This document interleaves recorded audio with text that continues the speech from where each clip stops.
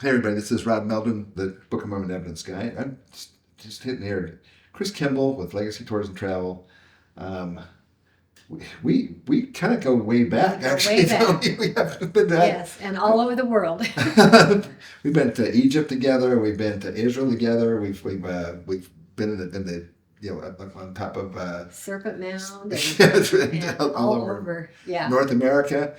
But I tell you, I'm excited about learning some more things from you, because we're going to be going on in March and going to learn some things that I don't know about, and I'm excited to do. I've been wanting to go with you on a tour for a long time involving the Knights Templar. Right. And I'm excited about that because not too many people are aware that the Templar history actually comes over to America.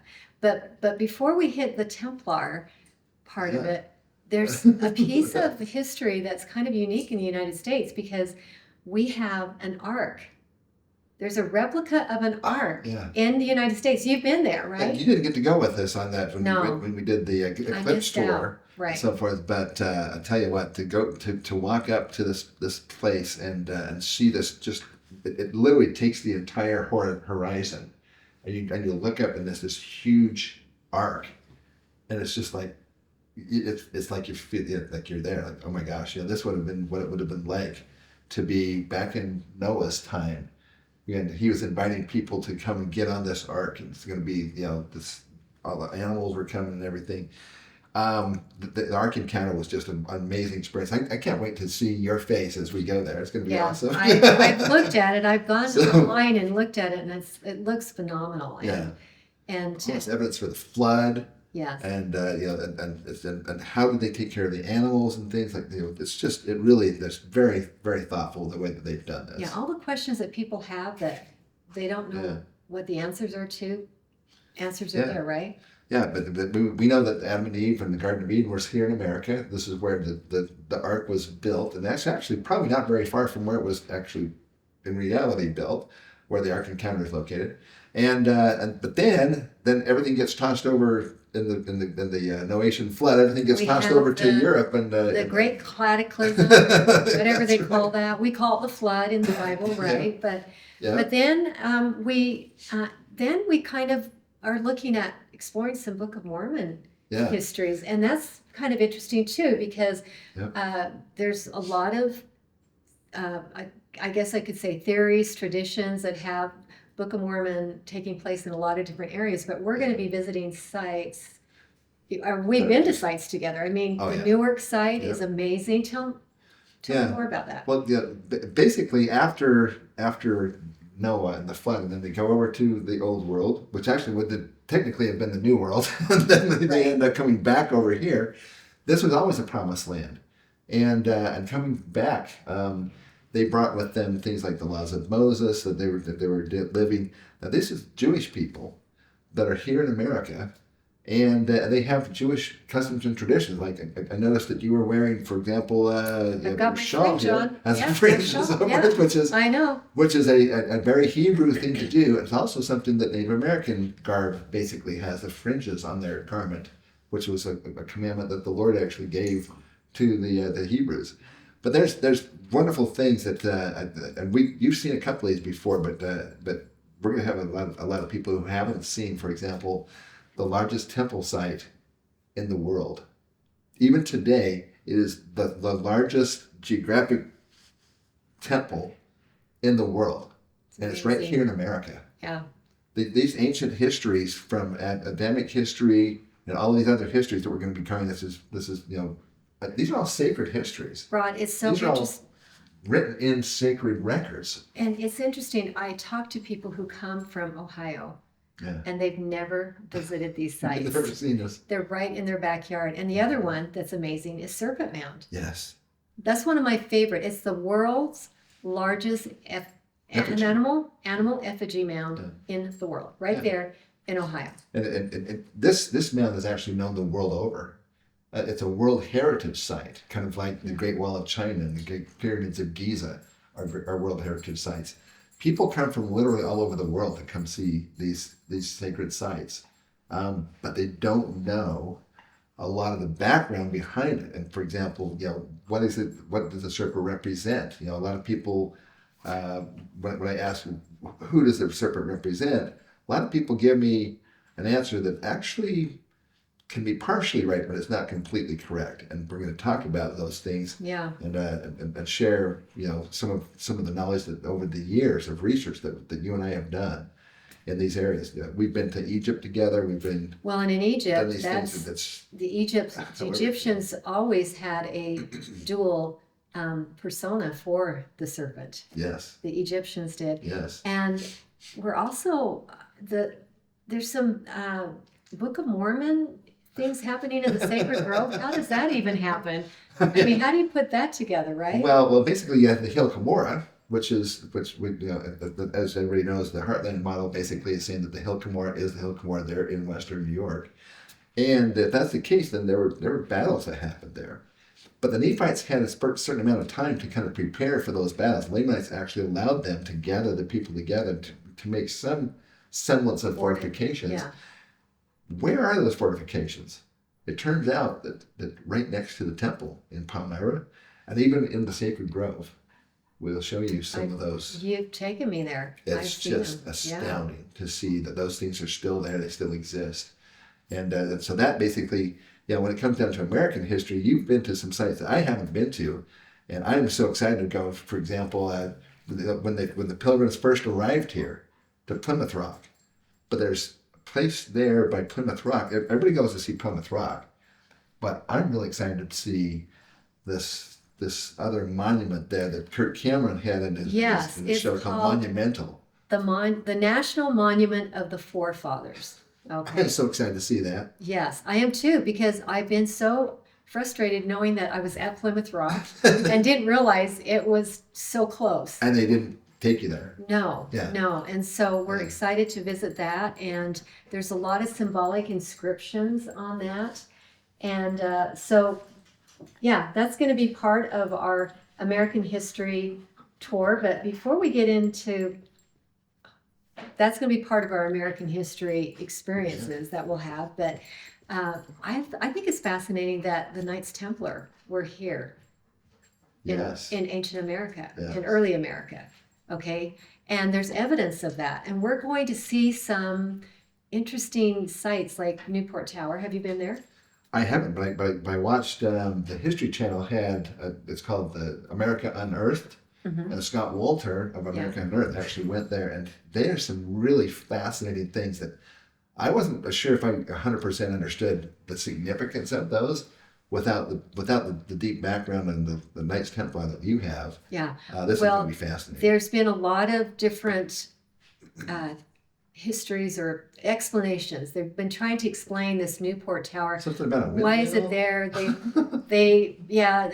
There was an idea that perhaps it was a windmill, but it actually has solar alignments to both, to all of the solstices, both solstices as well as the equinoxes are aligned. There's something about the Kensington Runestone as well. Yes, and it's on the same line as the Kensington Runestone that is in Minnesota.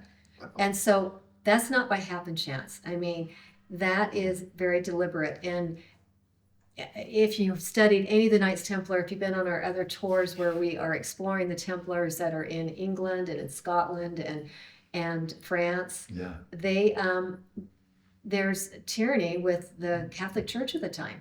I mean, anciently, the Catholic Church was controlling Europe and what was going on there. And so the Templars, in fact, create the first nation state, which is Portugal, which is an amazing place to visit because of all the Templar tied to it. Yeah. But they're amazing navigators. We always think of them with the Crusades and being on land, but they're actually navigators. And there's evidence that William Sinclair, but his grandfather Henry came over to America in the late 1300s. This is 100 years before Christopher Columbus. Yeah. Okay, there's evidence of that taking place, and so we're gonna.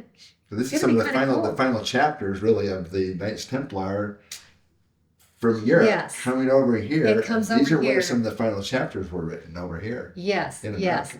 And again, it's I like to think of it as seeking sanctuary as well as others. When you talk about sacred histories, this land attracted people that wanted to come and have sanctuary from tyranny, which was happening in the old world. Yeah. Okay, and so that is happening here. That even carried on though with the American Revolution, basically, with George Washington and so forth. And there's a couple of places that I have talked about a lot in my information about the American Covenant, but I haven't been to some of these places.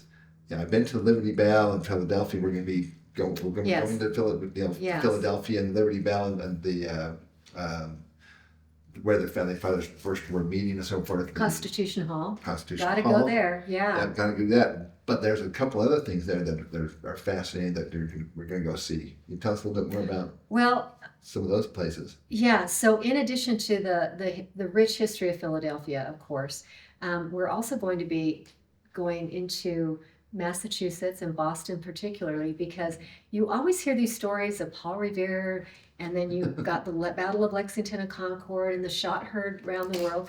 And actually all of that is taking place in a few days period of time. Yeah. And you don't realize that until you go and visit these places and get the chronological order of what was happening and why it was happening. Mm-hmm. And how does the Boston Tea Party tie into all of that. And so you're going to experience that yourself.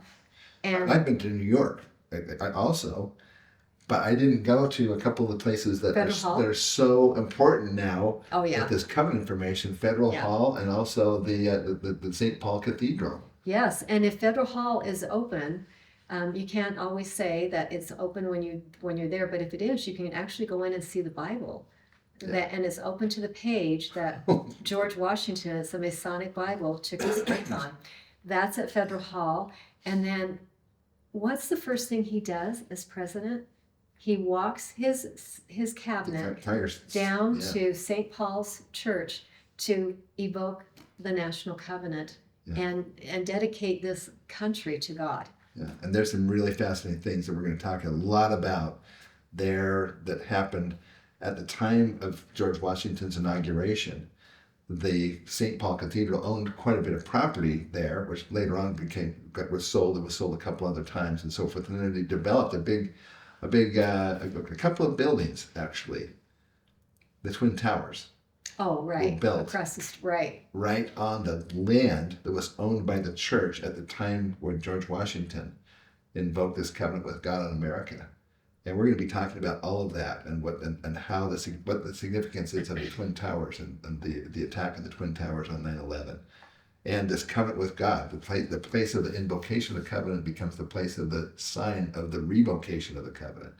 We're going to talk about this. This is the American Covenant Tour. Yeah, and that gets us into Isaiah 9, right? That's right. Yeah. So honestly, history is so fascinating.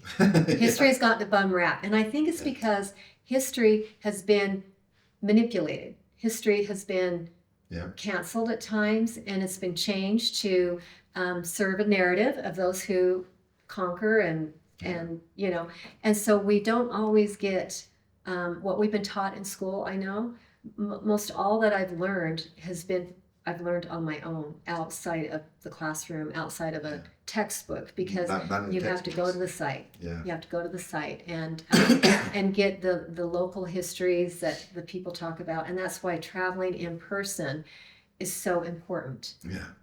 To visit history. Well, there's a couple other places that I haven't been, and I'm excited about hearing a little bit more. I know you've been to the early church history sites.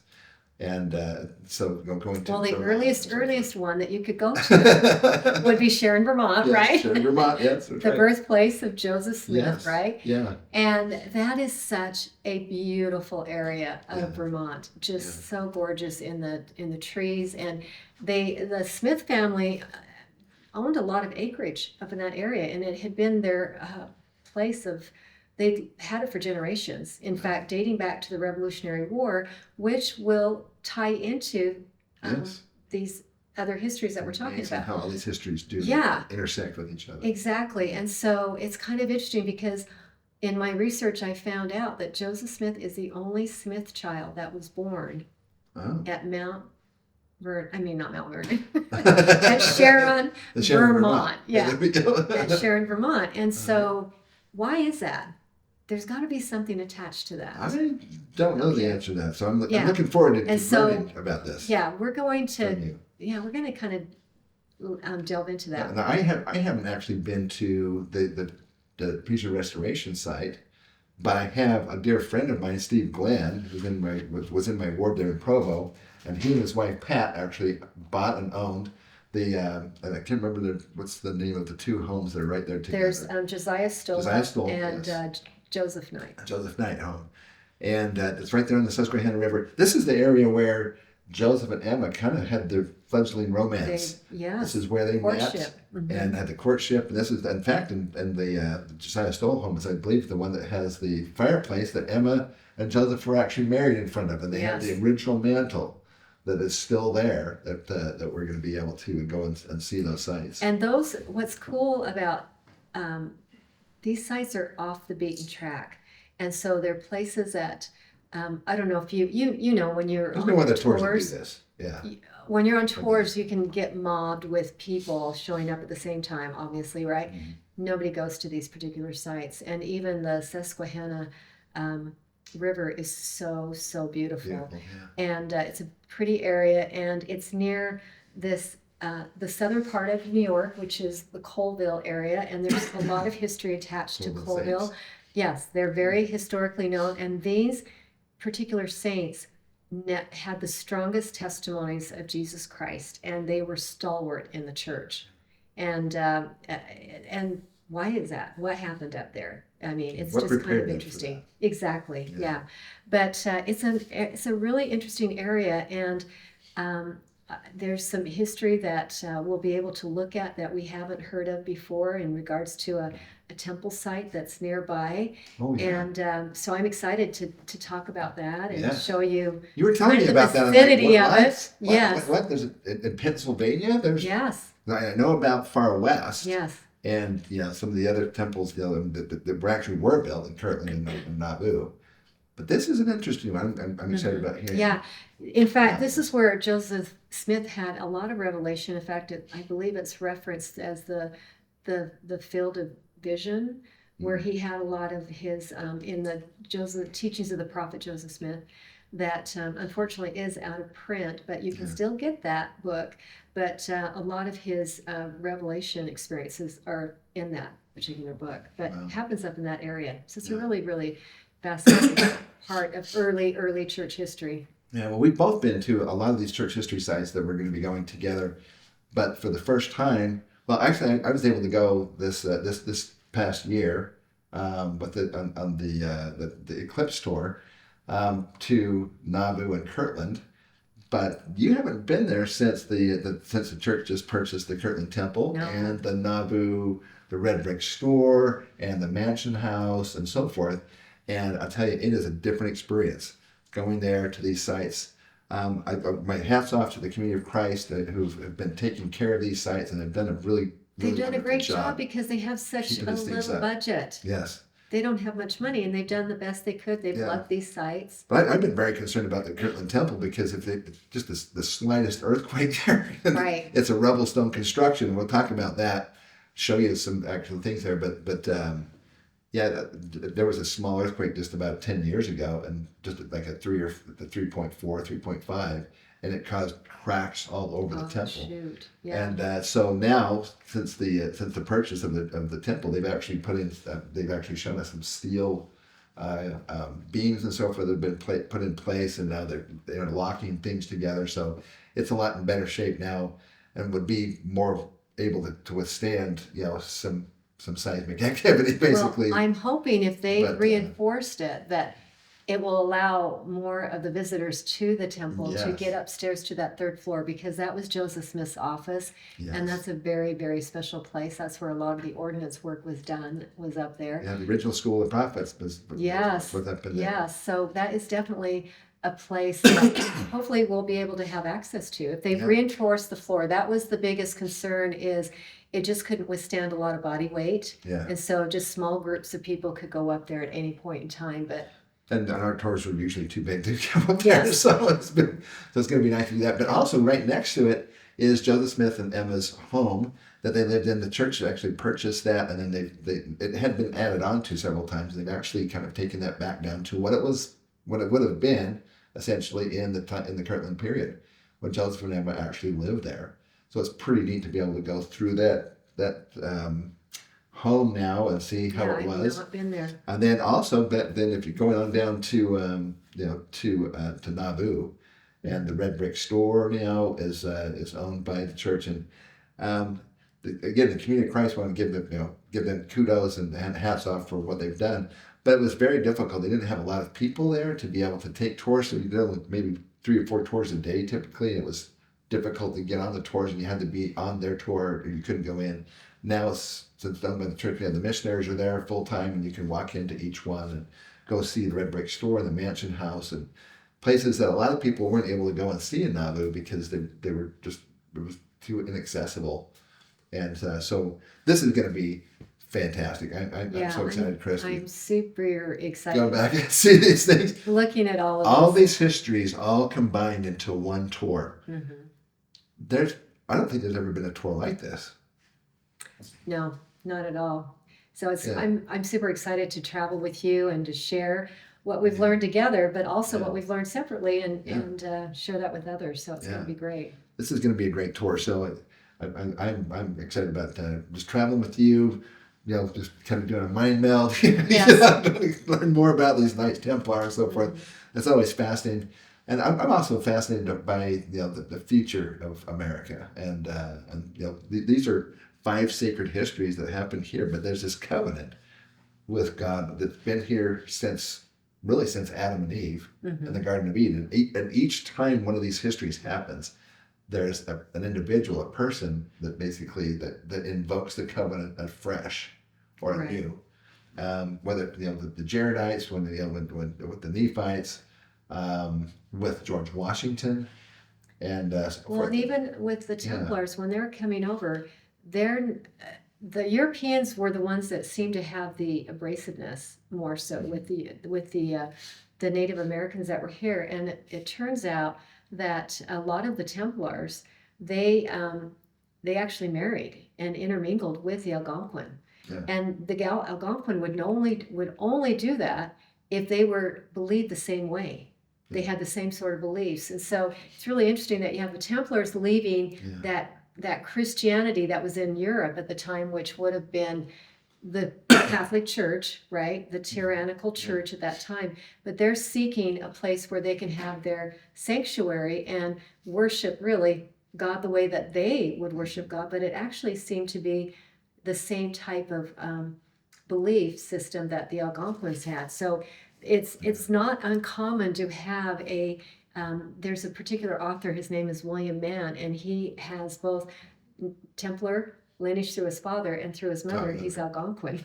Yeah. And they did that. And that's why they were able to get inland so far, because people are like, how did they get inland to Minnesota without being attacked by the Native exactly peoples? And the Indians were going with them. Yeah. And so it's fascinating. They have some awesome histories too. The Native peoples. I mean, in Gods of Peace, Gods of War, the book it talks about how when these Native Americans, they talked about this bearded,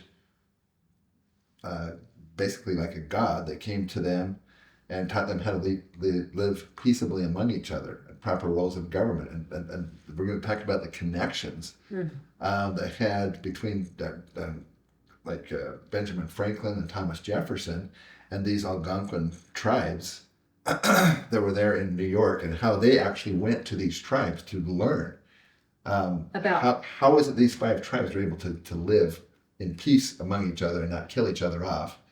And Benjamin Franklin wrote a series of articles and so forth based on what they learned, which ultimately became part of the understanding of the Constitution of the United States. Yeah. No, it's the Iroquois it's Confederacy. Amazing. It's fascinating. Awesome it's stuff. So fascinating. So I'm super excited to be traveling with you in May, and look forward to Likewise. taking a group with us, and hopefully you'll join us this coming May for the Sacred Histories An American Covenant Tour.